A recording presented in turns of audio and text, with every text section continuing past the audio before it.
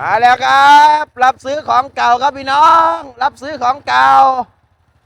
นะช่วงนี้รถขายมาได้น้ำมันก็แพงน้ำมันมีตังกับบ่มีเติมหาแลนของเก่าดีกว่าครับพี่น้องรถก็ขายยากเออหลายคนถามว่าไอ้เสมออกจากงานประจำที่เฮ็ดยังกินครับนี่อาชีพสุจริตครับแลนของเก่าดีกว่าได้แท้แน่นอนมือละ100 200ครับนะใส่ชีวิตให้มีความสุขไปอย่าไปซีเรียสนะอย่าไปใส่เกินโตหาได้200ใส่100ดึงพอเก็บอีก100เขาก็มีความสุขกับพี่น้องนะขันเขาไปมองคนที่สูงกว่าเขาก็จะมีความทุกข์ขันไปมองคนที่เขาต่ำกว่าเขาก็จะมีความสุขเมื่อนี้เขาขับมอเตอร์ไซค์เขาก็ไปมองบางคนนี่เลยจับจักรยานนะยางเห็นบ่เขาก็จะมีความสุขโมเมนต์เขาขับมอเตอร์ไซค์ไปมองคนขับBMขับเบนซ์เขาก็มีความทุกข์เป็นบ่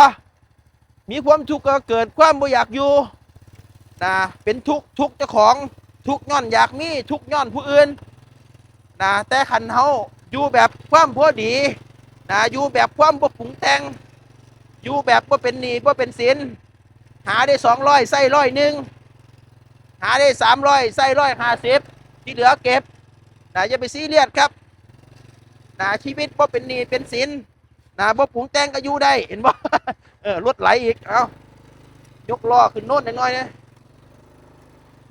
มาอยู่กับความบ่ปรุงแต่งครับชีวิตอย่างมากมายนี่แหละอาชีพเสริมไอ้เสียมครับพี่น้องโอเคสำนีก่อนนะสิซื้อสิขายสิแรกสิเปลี่ยนสิเทิร์นรถยนต์มือสองมาไอ้เสียมครับไอ้เสียมรถซิ่งจันไหนครับผมสวัสดีครับ